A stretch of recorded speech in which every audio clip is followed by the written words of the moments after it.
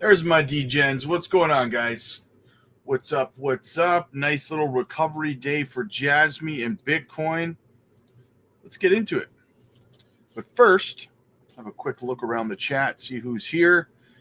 William, what's up, buddy? Good to see you, man. Good to see you. Keegan, yo, what's up, man? Good to see you too. Guys, as always, please make sure that you hit the like and subscribe to the channel, or give me a follow on X. Either way, guys, it helps the channel grow. It's free, and it's the Christmas season, so help a brother out. Balaclava man, what's up, brother? Good to see you. H Barbarina in the house.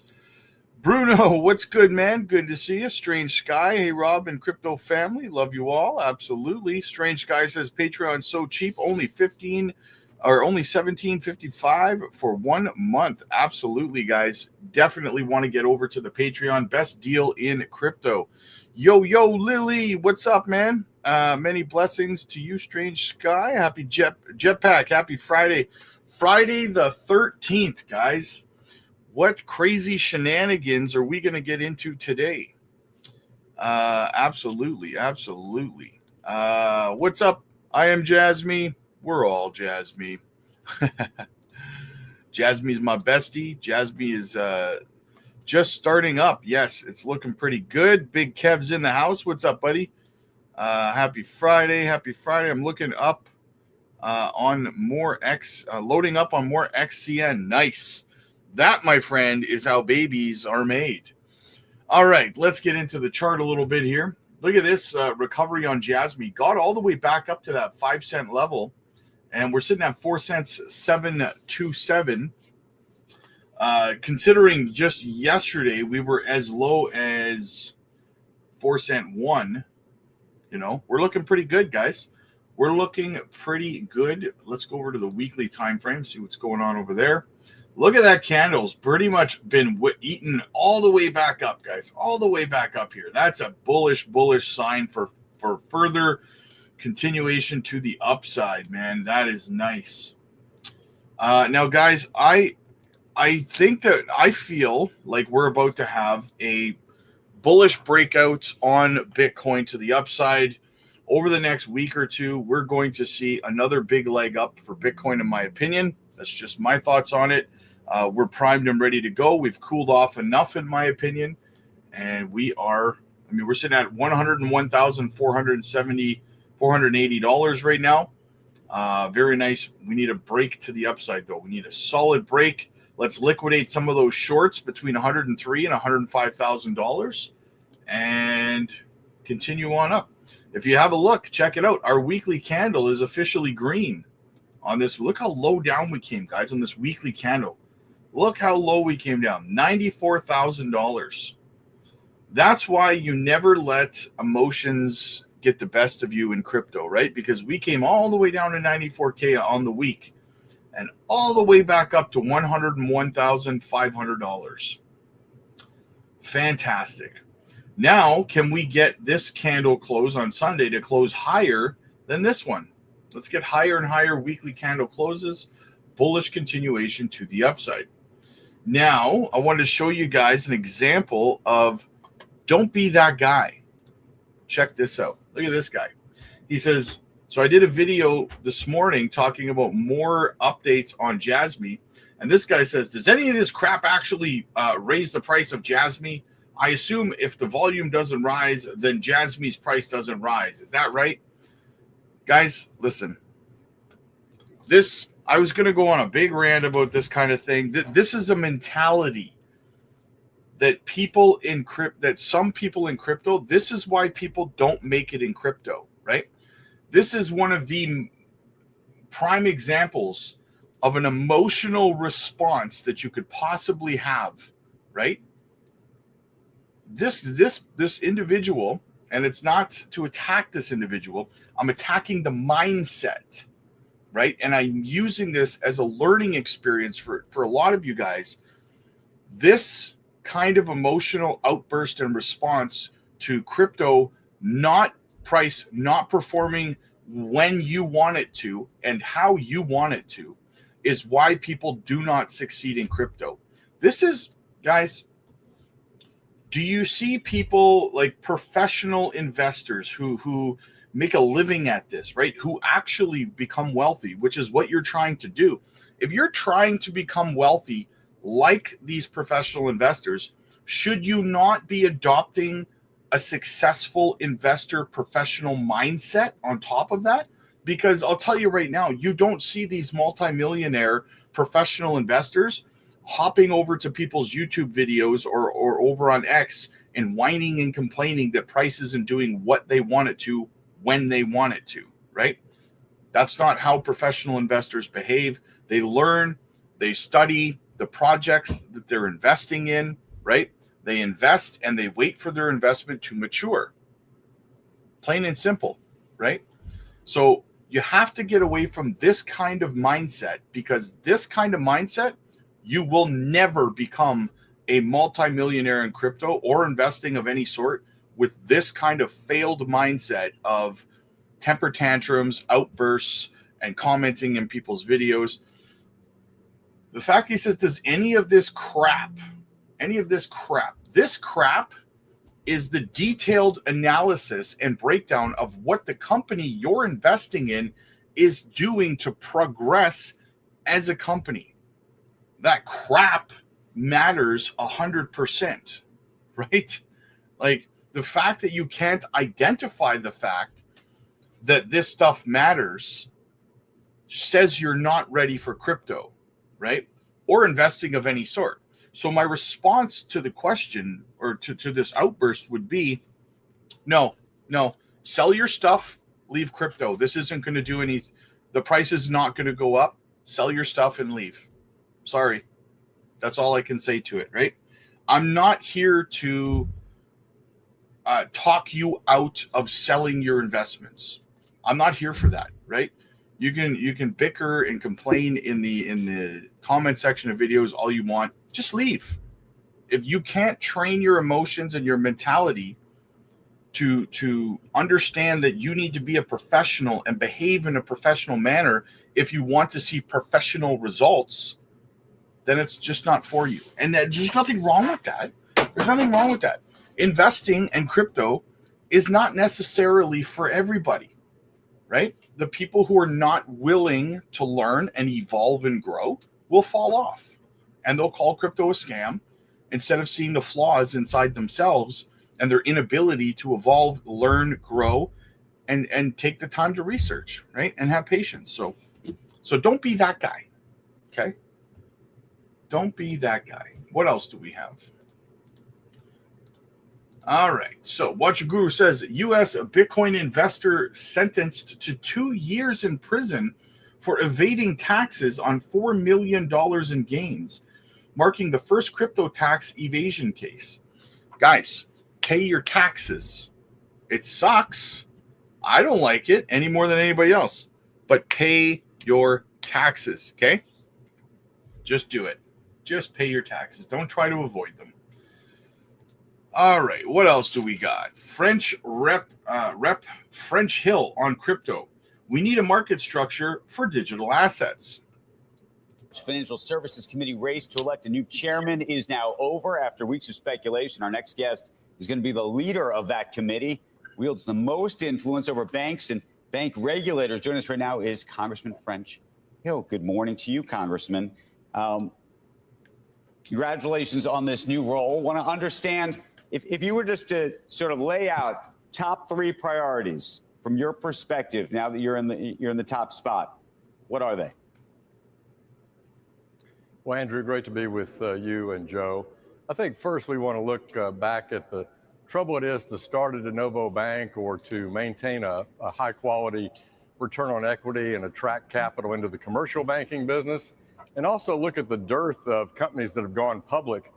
A couple of weeks ago in Barron's, I read that the Wilshire 5000, our broadest index in the American publicly traded companies, only has 3,700 companies in it.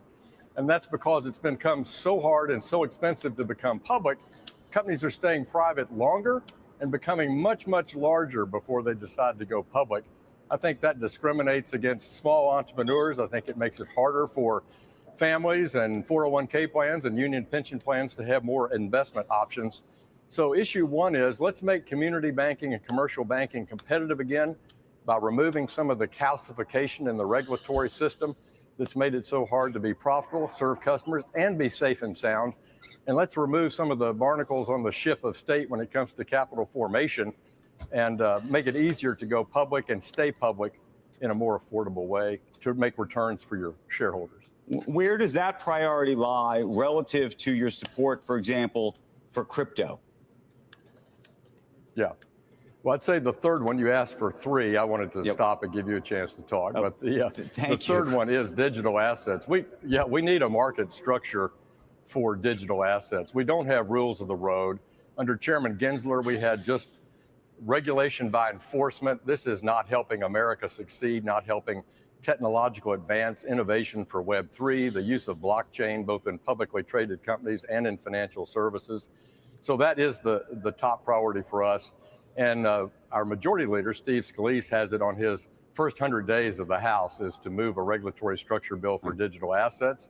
And I also believe a dollar-backed payment stable coin for under U.S. law as well. You believe in a Bitcoin reserve?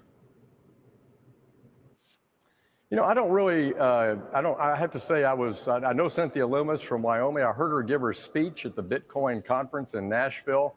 I understand why some people are attracted to that. I'd have to think long and hard about what the value of that is to the United States or the Treasury. But I am certain of this, that we need a fair-minded, fit-for-purpose regulatory structure for digital assets in this country. So you mentioned your top priority, or maybe we were going through the list of three, but I think we might have skipped over number two. Well, I said capital formation on the publicly traded space under the SEC. That's two, yeah. The banking issue is for banks of all sizes. You know, the Biden-Harris administration got away from tailoring, which is to say, have the right regulatory approach for the right risk and the right size institution based on complexity. And they've gone to, again, much more one size fits all. Broadly speaking, do you believe that we have too many banks in America? I know it's almost sacrilegious to say, because we do care deeply about communities and community banks and the relationship between the banking system and communities and small business. But there's also an argument to be made that, you know, on a relative basis to most countries, we have more banks than just about anybody. Well, I don't believe we have too many banks. I think the market ought to determine how many banks we need across the country. We have counties that have no physical banking practice. And while on the East and West Coast, people can bank on their phone and get a commercial loan on their phone, I have counties in my state where there's no cell service. There's no broadband. And so the idea that you're going to bank on your phone and get a loan for your new startup small business on a phone is ridiculous. We need physical distribution of financial services capabilities in many, many places in the country where we don't have them. But as I say, I think the market ought to set the financial structure of how many banks we need out there. And that's based on that return. I believe we would have a more competitive banking market if we didn't have the regulatory structure that actually pushes consolidation in the banking industry to the largest banks, because nobody can cope with the regulatory burden. What do you make of fintechs? And you know, arguably, if you were to spend some time with some of the CEOs of the big banks, they would say, look, it's crazy. They would say, we're being overregulated and the fintechs are being underregulated. And they're trying to basically do the same thing that we're doing, except they're doing it without all of the regulations that come with being a bank. So, you know, who's right? Which should it be? Well, I think I think in my examples, if you look at public companies, why are there more private companies? Because it's too expensive and painful to be a public company. If you say, why are there so many big banks? It's because it's too expensive and too painful to grow a small bank. And that's all at the heart of too much over-regulation and misdirected regulation that goes beyond simple safety and soundness. Fintech should be able to partner with banks in a safe and sound way and allow their knowledge of AI or fintech applications to either find new customers or serve customers better or do compliance in a more effective way. That ought to be available to small and medium-sized and regional banks, because that will make them more competitive, give them more options to compete with the largest banks in the country that have their own IT and AI departments. God, it is so nice to have a new administration coming in and that's pro crypto. This is absolutely just, it's so freaking encouraging, right? Considering everything we've been through as a crypto community, as an asset class, it's a breath of fresh air for sure. Trump considering FDIC rebuild, raising crypto industry hopes. The Wall Street Journal reported that the incoming President Donald Trump's transition team is exploring plans to alter or potentially eliminate the Federal Deposit Insurance Corporation. According to sources that spoke to the Wall Street Journal, Pump's advisors have questioned candidates for regulatory positions on a feasibility of merging the FDIC with other agencies or absorbing its functions into the Treasury Department. These discussions are part of a broader effort under Pump's proposed Department of Government Efficiency to shrink federal oversight and streamline financial regulations. According to the Wall Street Journal, the talks also extend to merging or restructuring the FDIC Office of Comptroller of the Currency and parts of the Federal Reserve. These moves would require congressional approval and face political and industry resistance. Former FDIC Chair Sheila Bair told the Wall Street Journal that banks often rely on their relationships with specific regulators and would likely oppose the disruption of current frameworks. Pump's campaign and vision aligns with Republican calls to reduce oversight. The proposed changes primarily aim to streamline regulatory functions and reduce restrictions on financial institutions. So the banks don't like it that they're not going to get their way anymore, basically. The potential downsizing of the FDIC could be a turning point for the crypto sector. It would reduce federal oversight and accelerate the integration of crypto into mainstream finance. Fewer regulatory bodies may lead to more cohesive framework for crypto exchanges and blockchain projects. The assumption with a report like this is that Pump's broader deregulatory agenda could create an environment with fewer compliance hurdles for the crypto space. As traditional financial institutions face reduced oversight, the crypto industry may seize the opportunity to fill gaps in decentralized finance and blockchain-based solutions. The proposed changes could also influence customer perceptions of financial security if public trust in traditional banks wavers due to the reduced deposit insurance protections. Crypto proponents might highlight blockchain's transparency and security as a viable alternative. This could spur increased adoption of stablecoins and other digital assets as decentralized hedges against banking risks. Funny how banks are slowly becoming the high-risk play, keeping your money in a bank. It's not that it's becoming that, I guess. It's that people are starting to realize that leaving your money in a bank account is a higher risk than leaving it in a stable coin at this point or into crypto. It's funny how that works, eh? All right, what do we got? We got Benjamin Cowan.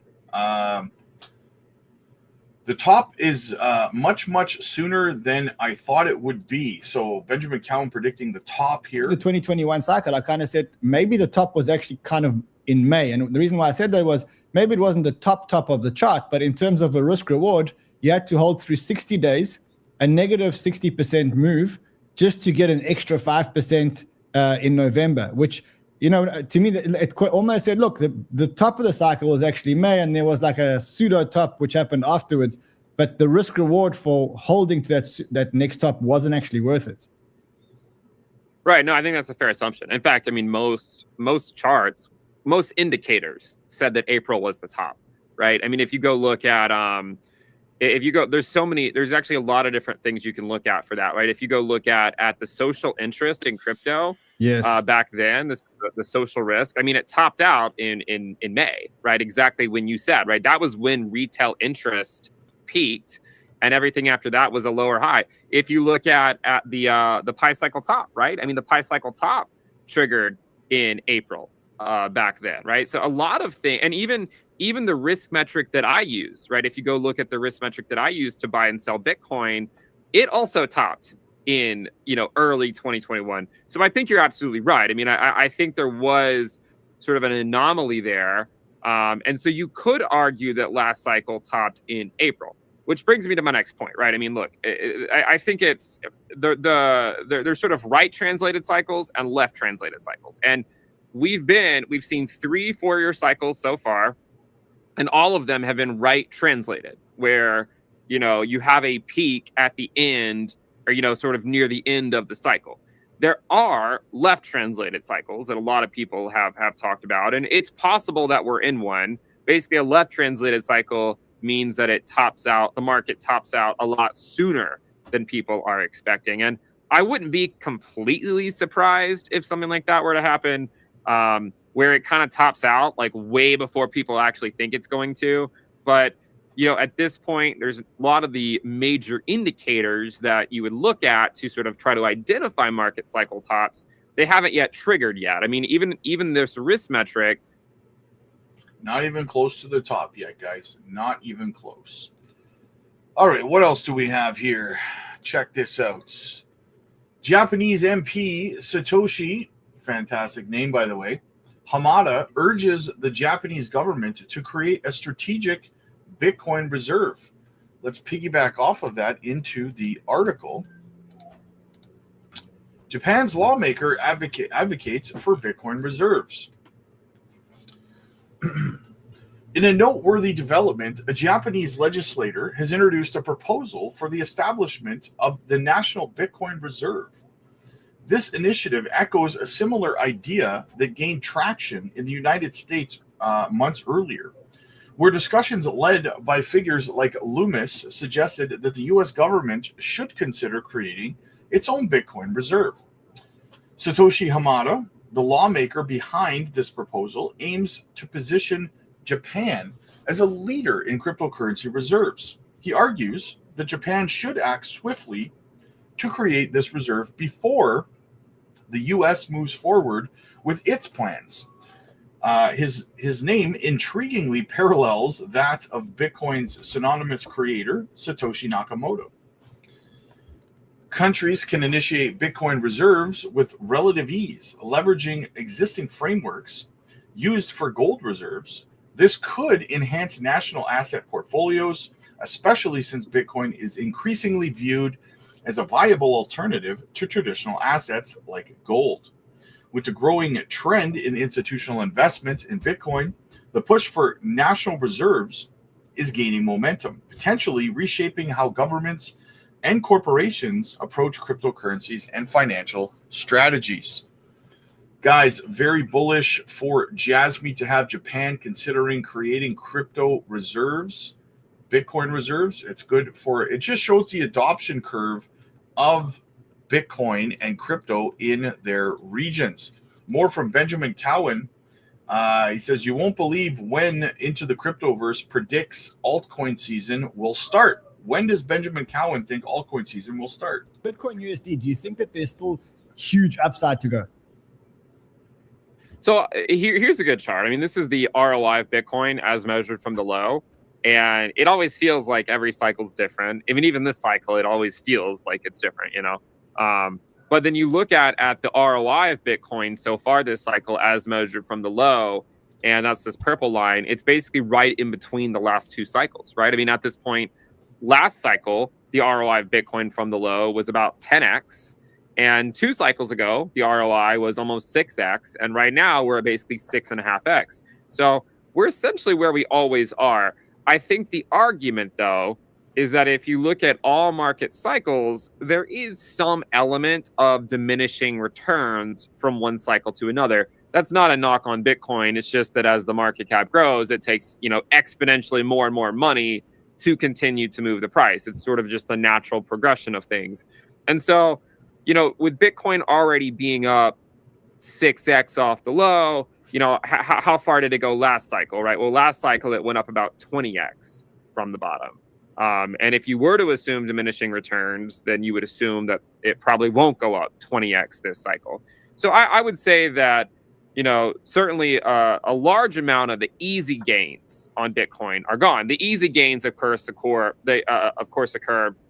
when Bitcoin dominance is going up, right? That's the easy time, because it's just like, you know, stick with Bitcoin. Most alts will bleed to it and let it run its course. But after Bitcoin dominance, you know, really starts to top out, things become a lot less clear. And the reason is because the money that was primarily focused on going into Bitcoin, it's still there, but people will start to speculate on other parts of the market, right? Sort of the frothier parts of the market, you know, the lower market cap altcoins. And that's what normally leads to alt season, right? Which everyone, you know, loves.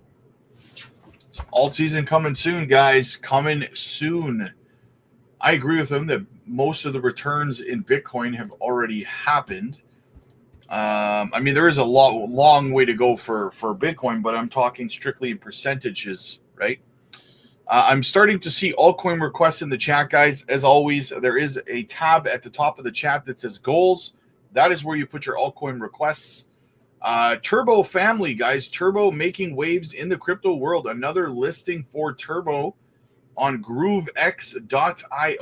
Very bullish there. That's like 3 listings in 3 days for Turbo, man. That is fantastic. That is fantastic. All right, what else do we have? Simply Bitcoin. Adam O'Brien, CEO of Bitcoin Well, reflects on holding Bitcoin since $100. Imagine holding Bitcoin since $100. 100K Bitcoin represents a change in the landscape. And I think about the journey that I've been on for the last more than a decade, seeing Bitcoin at $100, starting a Bitcoin business shortly thereafter, the ups, the downs, but ultimately the pain. We know the pain that Bitcoiners have been on. You have experienced alongside me on this journey. I think about the people that called me to, you know, call me a scam artist or call Bitcoin a Ponzi scheme and ask, how could I do this? How could I morally think this was right? To now calling and asking for advice. Think about the journey, spending hundreds of Bitcoin on stupid things like cars, like a house. I currently live in a house that I bought 7 years ago and that we spent hundreds of Bitcoin to buy.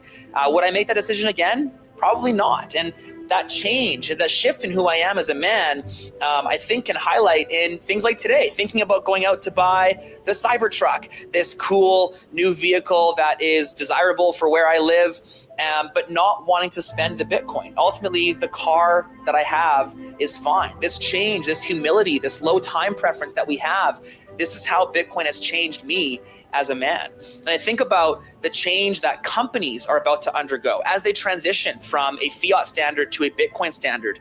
And I'm honored. I'm extremely excited to be the first company in our space truly adopting this Bitcoin standard, understanding that Bitcoin as a treasury asset is not only important, but necessary. And now we get to give all of our supporters, our customers, our shareholders, turbocharged exposure to Bitcoin, to this generational asset. And at first, honestly, you guys have seen me. You guys have seen me knock and not fully understand the Michael Saylor strategy. And there are still parts of it that I probably disagree with. But we're going to take the learnings of my past, the last 10 years of becoming a Bitcoiner, and apply those same principles, that same low time preference, and the same humility that is now going into Bitcoin Well. So at the end of the day, I'm humbled, I'm honored, and I'm ecstatic to be able to continue to change what the world is going to become. And I owe it all to you guys. I thank you so much for your support and for... Very cool, guys. Very, very cool journey of Bitcoin. Holding Bitcoin since $100. That's crazy. That's crazy. Altcoins are breaking out of accumulation. This is exactly how the last altcoin season started in 2020. It says I bought Matic at 175x and Sol at 120x. Now I found new alts. Okay, so here we go down here, guys. As you can see, let me just... you can see it. Down here, you can see the breakouts, right, on altcoins. Here we are. As soon as we got past this, right, you can't even see it here. Let me remove Let me remove Keegan there. There you go. Okay, so now if you can see, we had our top, came down right here. So we have our second top right here. You see how it lines up? If you go over, oh, you can't even see. Damn it. Okay, now see how it lines up right here? Boom. We've broken through, guys. We have broken through. Only a matter of time. Figures altcoins heading up to about $4.5 trillion in terms of market cap for the altcoins. We'll see what happens. We will see what happens. Oh, yes. So my Velodrome holders, anybody holding Velodrome out there, check it out. New listing on Binance. As a result, Velodrome pumped up like 90% today. So very, very big news for Velodrome. Congratulations to my Velo family. Right. What else do we have? The best policy for Bitcoin is to take hands-off approach, says the Bitcoin Standard author.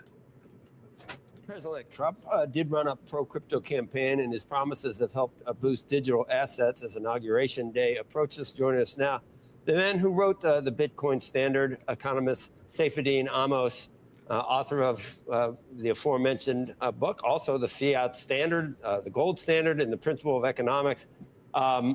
I owe you a lot, Saif. I got to say that, and it was a kind of a revelation that I had, I guess, going on almost 5 or 6 years, and I know you remember almost right at the very beginning, talking about in ancient times maybe shells could be used, maybe we didn't know how to use money. We had no idea, and eventually I figured out a distributed ledger. If everybody on that island just kept track of what they did and everybody had access to it, you could basically create a form of money. And that's I think a distributed ledger, when you think of it in the context of Bitcoin, it's that simple. Blockchain. Yes, thanks for having me, Joe. Yeah, I think Bitcoin is continuously proving its value to more and more people. More and people are beginning to realize it. And as more people realize just how revolutionary and important this is as a monetary technology, more people buy it and the price keeps going up. It's been going on for quite a while, and I think it's going to continue because ultimately Bitcoin is a money that cannot be inflated. Nobody can make more of it. There's only going to be 21 million. That's it. And it's just such a simple fact. But it is so unique because no other form of money can credibly claim such a property. And that means that eventually everything continues to decline next to Bitcoin because you keep making more and more of everything. And it gets a little bit far into the weeds, but I was looking at some of your comments here. I'm just fascinated by it. And we want to get back to the real world and what it means for people with regulatory issues and where we are in the genesis of Bitcoin. But you point out that fiat money and the monetization of debt, which every time the government does something, it's basically almost like mining gold, except in this case, we just increase the supply of the existing money to pay for what we're doing. And that's never going to work. And even when you're off the gold standard, gold has a stock to flow. We can only make so much per year, or produce so much per year. Same with Bitcoin until we hit 21 million, and then there's no more produced. And at that point, that will be the stake in the ground to value all other currency, right? Yeah, and I think that's really ultimately what it comes down to. The thing that made gold money, why gold became money, was that it's it wasn't jewelry, Safe. It wasn't. Everybody thinks, and that's the misunderstanding of what money is. It's not because you can make a nice ring out of it. There's characteristics of why gold for 4,000 years has been used to represent value, but it has nothing to do with what it's used for. No, it stores value well because it's very difficult to increase the supply of gold. It's very difficult to increase the supply of gold substantially. Every year, the supply of gold goes up at only around 1.5 to 2%. And so that means that people who hold it as money end up doing very well for themselves, and people who hold other things don't do well. And that is true for gold, and that's what made gold money for the whole world practically at the beginning of the 20th century. Then governments come about, and they use their debt as money. And since then, the average over the last 60 years or so, between 1960 and 2020, for 60 years, the average fiat currency grew in supply at around 14% per year, or overall fiat currencies grew in supply at around 14% per year. So we went from 1.5% to 14%, about 10-fold increase in the supply growth rate. And 14% per year means that on average, you lose half of the value that's stored in money over 5 years. So you lose half of the value of your money over 5 years. That's the average fiat experience. Of course, some currencies are better than the average, like the US dollar and euro. They only increase at around 7-8% per year. Some currencies are a lot worse. They increase at 20, 50, maybe 100 sometimes % per year. But on average, it's just continuously increasing in supply, so its value declines. And because its value declines, that incentivizes everybody to A, not save, and B, take on a lot of debt. And that's why everybody is in debt. And that's what Bitcoin fixes. If we go back to having a hard money, where money is no longer debt, we no longer need to be monetizing debt. We no longer need to get everybody to become a debt slave in order for us to have a form of money. We have a form of money that is just a commodity that doesn't require anybody to get into debt for it. Stock to flow, you talked about it, and we're going to have you back, because this could be obviously could be a semester long course. But so stock to flow on gold is what did you say? How much is produced a year? 1 to 2% increase, right? What is 1.5 to Bitcoin? 2%. 1.5 to 2. Bitcoin, the stock to flow, but it halves, so that changes. But where it is right now, what valuation would you put on Bitcoin? It's a 0.8% annual supply growth rate. So every year now, for this 4-year period, we're going to be having a 0.8% growth. So that's half of the supply growth rate of gold. And then the 4 years after that, it's going to drop to 0.4%. And then 4 years after that, it's going to also drop by a half. So it's effectively heading to zero practically very soon. And the supply is not really increasing anymore. So from now on, anybody who wants to get Bitcoin, they need to work for it. There's no way for anybody to mine it. Or, you know, there's no significant quantities of mining it. And that's a good thing. The good thing about money that isn't easy to make is that people have to work and to do productive things in order to make it. So everybody gets busy doing productive things. Whereas with easy money, where government can just print money, then you don't have to work. You don't have to provide society with value. You just got to provide government with an excuse to run the money printer and give you money. And then who needs to work? And so that's why I think we see a lot of economic problems in the world, because governments can just print money and hand it out to people who are not productive. What regulations, what type of regime would make sense for you? And is that going to happen in this new administration for Bitcoin? It's difficult to tell. I mean, they seem to be very positive about Bitcoin. It's difficult to say how much of their agendas they're going to be getting through. But I think in general, I would say if I were in a policy position, the best thing that policy could do about Bitcoin is just to take a hands-off approach.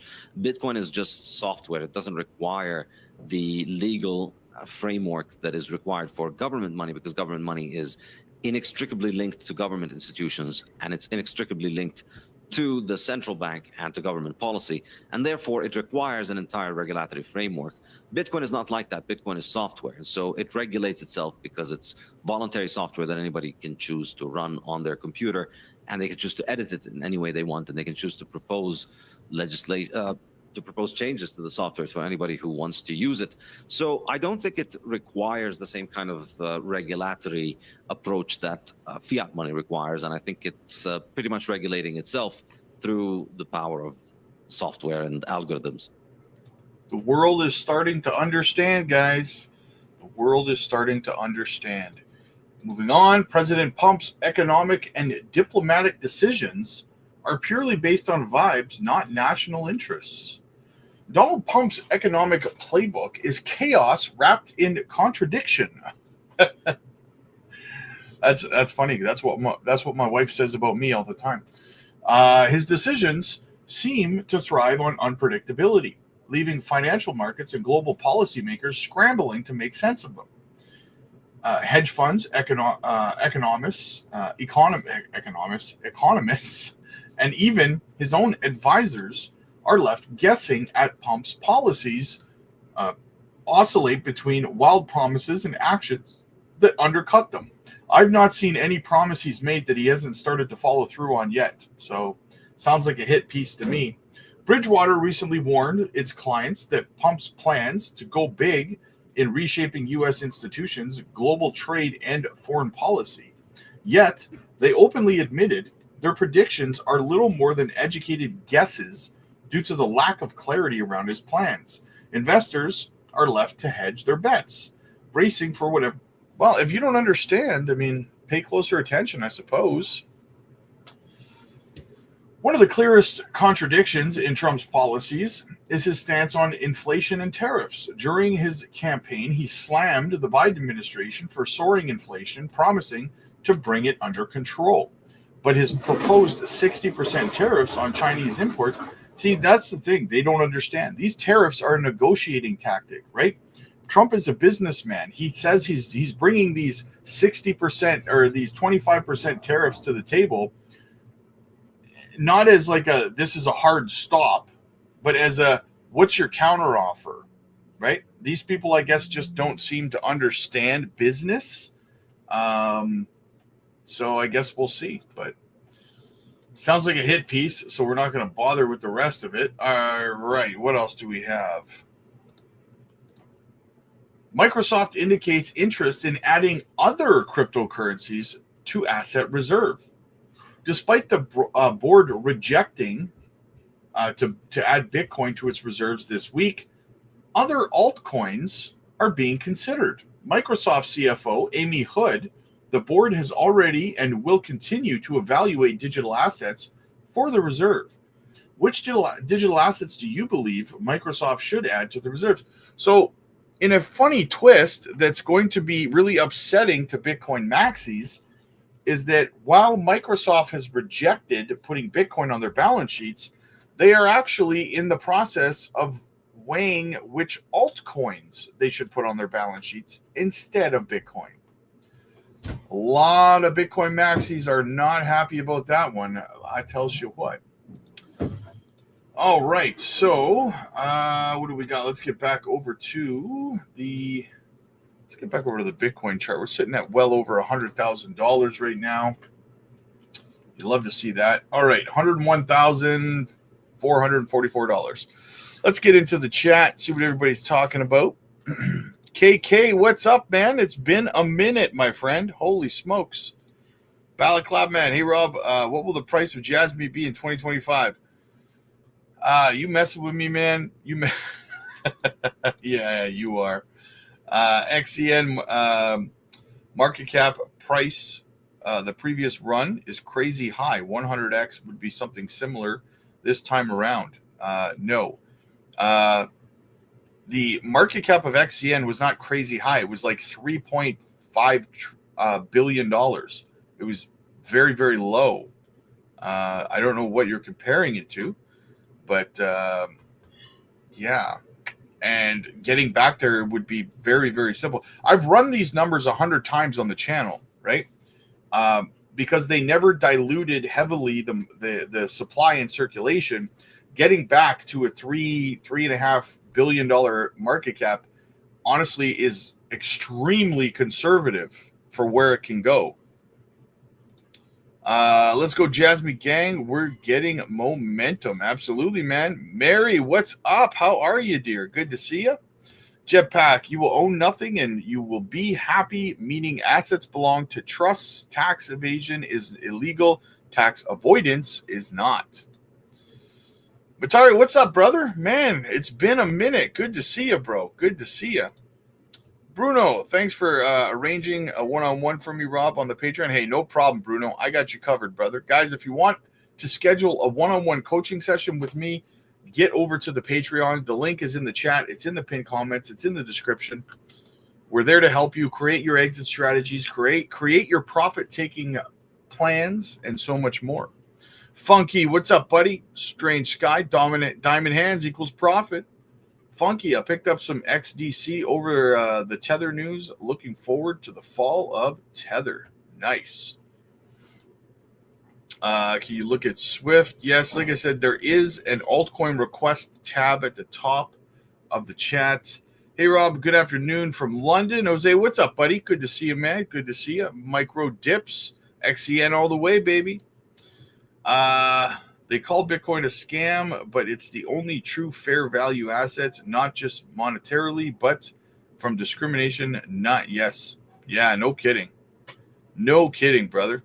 Velo all the way. Glad I was holding it. Nice. Congratulations, man. Congratulations on that. That's a fantastic. I love hearing that, man. Nice move up for you. Hopefully you took some profits. Funky back in the real world.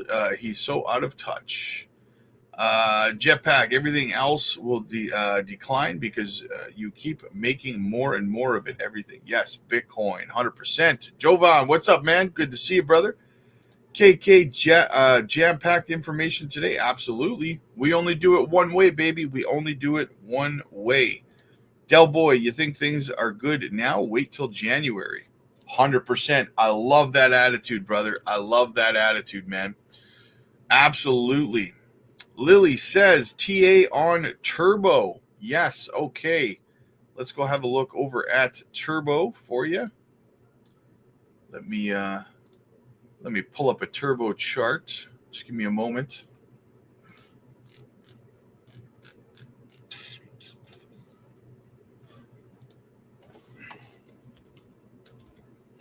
Turbo.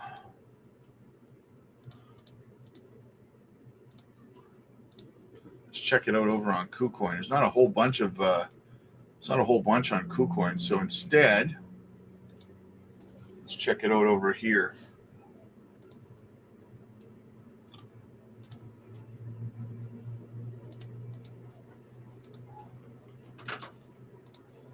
All right, now we're talking.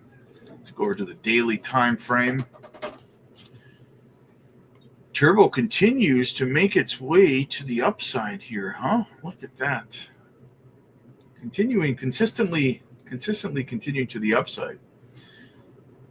Good thing we broke higher on this one. You could have had a risk of a double top going on. You may still have it.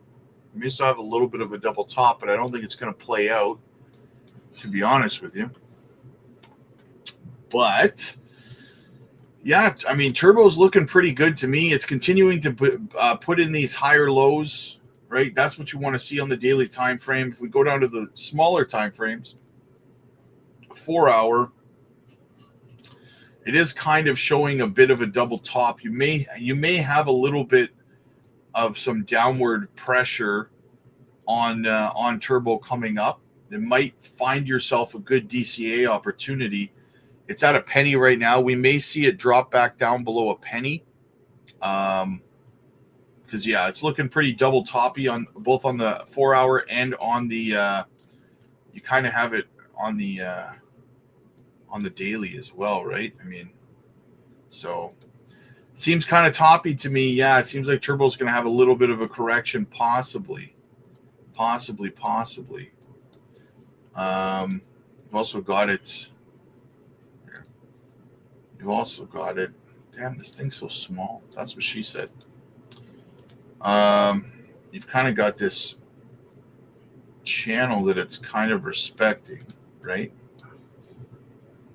On a much larger kind of scale here.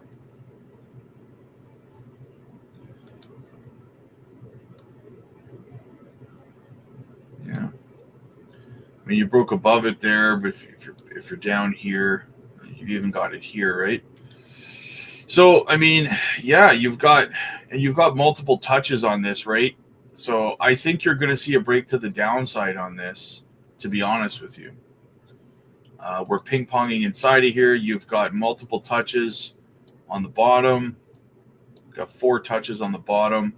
We've got 1, 2, 3, 4 touches on the top. I think you're looking at a break to the downside. It will probably stay inside this structure for now, but yeah, it's looking kind of look like a little bit of a correction's coming. So might be a good DCA opportunity in the near term. Brandon, Hara just posted he's got something coming big. That's what she said. Let me have a look. Let me have a look at what Hara just tweeted.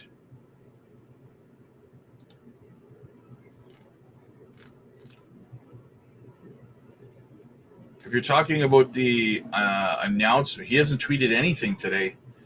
We already covered we covered what he said yesterday about a big announcement coming. So, Soul Boy, what's up, man? XCN market cap compared with what it is now is at 75 million now. Was around 7 billion last run. It was not at 7 billion last run.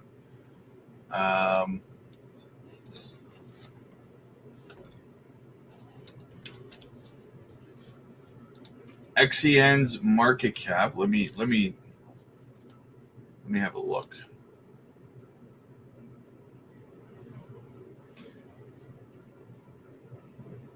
XCN's market cap at the top was not $7 billion. That's almost double what it actually was.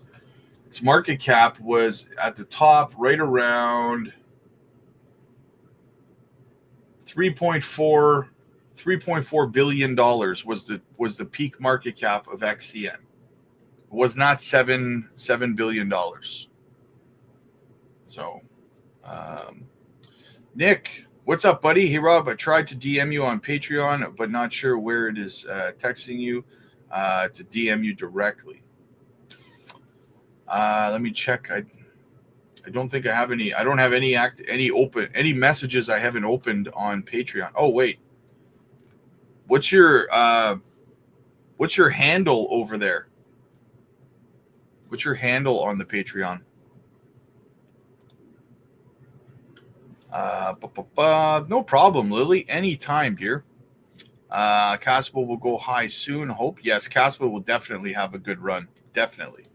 Nicholas, what's up, big dog? Good to see you, man. Good to see you, brother. What about Doge government efficiency? What about it? Are you talking about the meme coin? Like I said, there is a tab at the top of the chat, guys. If you have altcoin requests, it's called goals, and that's where you put your altcoin requests. Only trust the original Doge. The spinoff won't last. Just my opinion. It says Funky. Looking forward to a one-on-one. Clueless about tokenomics. Hey, no problem, man. I can help you out with that once we get our one-on-one going. Absolutely, man. All right, guys. So yeah. If nobody else has anything else, that's the news. That's the chat. That's the stream, guys. Click like if you like this video. Click subscribe if you really liked it. Get over to the Patreon and schedule your one-on-one coaching sessions with me, guys.